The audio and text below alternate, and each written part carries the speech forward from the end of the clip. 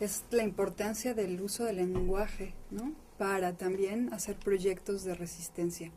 Así es. Yo creo que justamente veo que es una de las aportaciones de este trabajo, de poner en juego el nombrar, el empalabrar Eso. los valores de la sociedad, de la sociedad propia, para poder también hacer con esto una forma de expresar lo propio en otros ámbitos, ¿no? Así es. Porque en la vida cotidiana se hacen, se viven, se hace, practican. No se necesita hablar.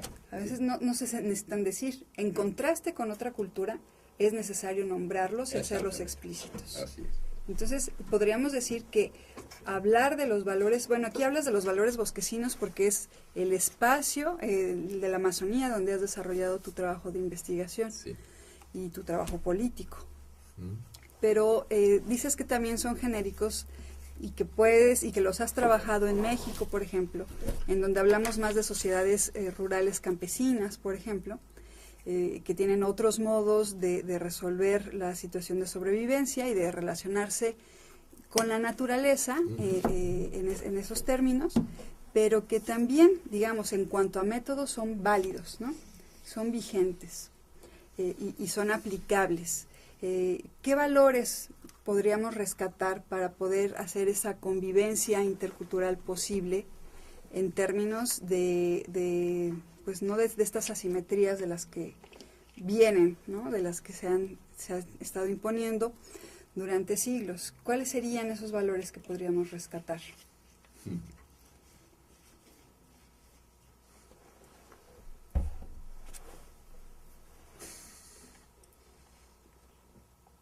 Rescatar.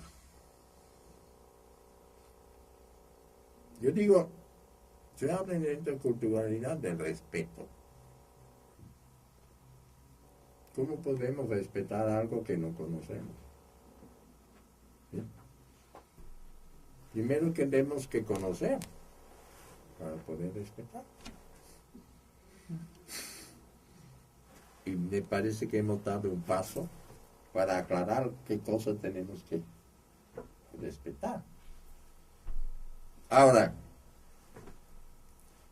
¿los políticos leerán eso y van a respetar? ¿No? Es decir, ya tienen una obra a la mano, podrían saber, podrían conocer, si leen.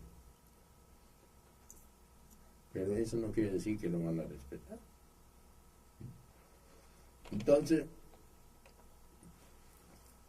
la interculturalidad, un poco los términos de convivencia que usted dice, me parece muy, bueno, algo angelical, ¿no? Como si eso, hablando bonito, se llega a un acuerdo. Pero el problema no es hablar bonito, el problema es qué son los intereses que hay atrás.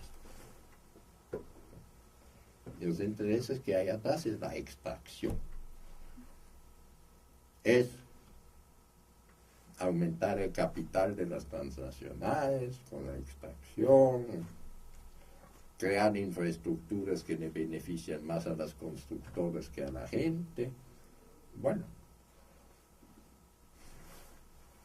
el dinero para el bosquecino no tiene el mismo valor que para el capitalista, ¿no? Entonces, ¿se puede llegar a un acuerdo? Lo único que se puede hacer en primer lugar es respetar los territorios. Pero ni eso hacen. En el Perú hay muchas comunidades que están tituladas, tienen títulos de propiedad comunal, colectiva, etc. Pero 72% de la Amazonía ya están parceladas para ser concesionadas a las petroleras. Y estas parcelas o concesiones no les importa que sea una reserva natural, que sea territorio indígena, ni nada. ¿Entiendes? Es decir, el Estado mismo no respeta sus propias leyes y en función de su propia población y privilegia los intereses de las multinacionales. Esa es la situación. Eso no es cuestión de negociación, de convivencia, ¿no? Aquí tenemos simplemente imposición. ¿Sí? Imposición. Y por eso los conflictos, por eso, bueno, en 2009 había los muertos en Bagua por la protesta contra el petrolero, ¿no? Violencia. Y eso de negociar, eso es pura ñanga, ¿no? Eso es pura ilusión. Hablan nomás. Hablan nomás. Así es. De eso, al final, el Estado hace lo que le da la gana. Y la empresa hace lo que le da la gana. Entonces, yo de la interculturalidad no me parece que es un concepto político pertinente. Intersocietalidad, tal vez, porque eso pone en claro que hay valores sociales, intereses diferentes.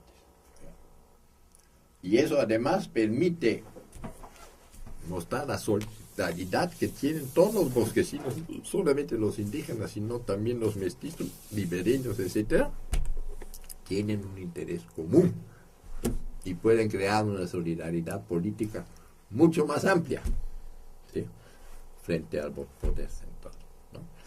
Y en Brasil también el planteamiento ha tenido acogida porque están traduciéndolo al portugués, ¿no? Es decir, de alguna manera, a pesar que sea basado sobre experiencia peruana, puede ser el inicio de una visión panamazónica, ¿no? Y mi gran sorpresa ha sido cuando trabajé en Chiapas con los conceptos que habíamos acuñado para este tipo de sociedad, también entendían. Yo nunca había trabajado en ninguna comunidad de Chiapas, pero mis interlocutores chiapanecos dicen, sí, así es, pero nosotros también, ¿sí? Y por eso hemos podido hacer este taller sobre el convenio 169 que ha sido transcrito y donde yo muestro cómo articular el lenguaje jurídico, ¿no?, con las vivencias en las comunidades para que sepan de qué habla ese convenio, ¿no? Y eso ha sido publicado por el CIESAS también, para que se pueda ilustrar ese método de articulación intercultural. ¿Sí? Eso es lo que yo puedo decir. Lo único, yo no puedo, digamos, atribuirme muchos méritos, pero que sí funciona frente a otras propuestas que solo pretenden funcionar. Eso es lo positivo, ¿no? Esa experiencia. Bueno, en los estados donde hemos trabajado, con el CIESAS, con la UPN, etcétera, ¿no? Funciona.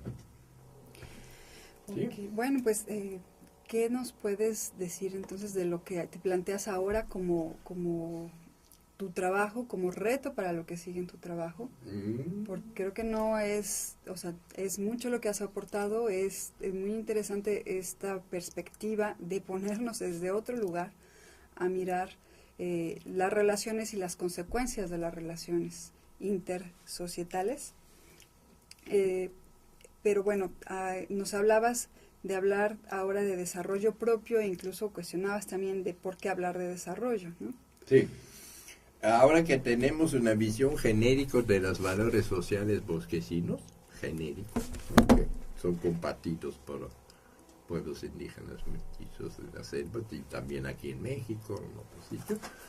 Ahora vamos a abordar dos temas: sociodiversidad, es decir, cuáles son las variantes locales, en qué medida varían la práctica de estos valores en ciertos pueblos, porque todos los pueblos con su lenguaje tienen sus variantes, ¿no?, de este modelo genérico, ¿no? Ese es un tema que queremos abordar en el futuro, definir más claramente qué es sociodiversidad, cómo se expresa y qué consecuencias puede tener para proyectos, etcétera, ¿no? Que hay que tomar en cuenta estas variantes de sociedad, ¿no? Y el otro tema es reflexión sobre qué es desarrollo propio, ya que el convenio 169 da el derecho a los pueblos indígenas a un desarrollo propio. Yo nunca he visto una definición, qué cosa es eso, ¿no? Se habla, pero ¿qué será, no? Y eso hay que trabajar. Yo trabajo ahora con un grupo de estudiantes indígenas de la Universidad Nacional de Amazonía Peruana. Eso queremos trabajar juntos y con los comuneros también, reflexionar sobre eso. Pero tomando en cuenta precisamente los valores. ¿Queremos mantener estos valores o queremos individualizarnos, volvernos egoístas, volvernos competitivos? O nuestro gusto de vivir, nuestra vida placentera, queremos mantenerlo, ¿no? Y en este sentido, ¿cuál sería? Un desarrollo propio, ¿no? Pero tomando en cuenta explícitamente ya lo propio que hemos podido detectar, observar y expresar. Esos son dos temas que de ahí en adelante quiero trabajar. Así vamos adelante, ¿no? Porque ese proceso empezaron en los años 80 y ahí vamos a seguir. Valores sociales al inicio de nuestra propuesta curricular no habíamos incluido porque no lo teníamos claro. Eso ha venido en los últimos años, ¿no? Entonces, es todo un proceso, yo diría que es toda una vida, ¿no?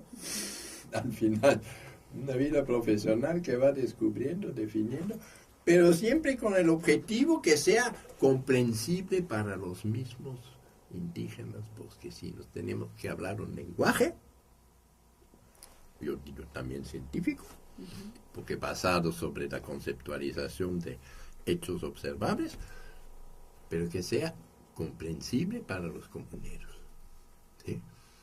Que les abren los ojos a ellos también. Por la dominación y por el castellano colonizador que les cierra el desarrollo propio. En esa relación de dominación trabajamos juntos y siempre.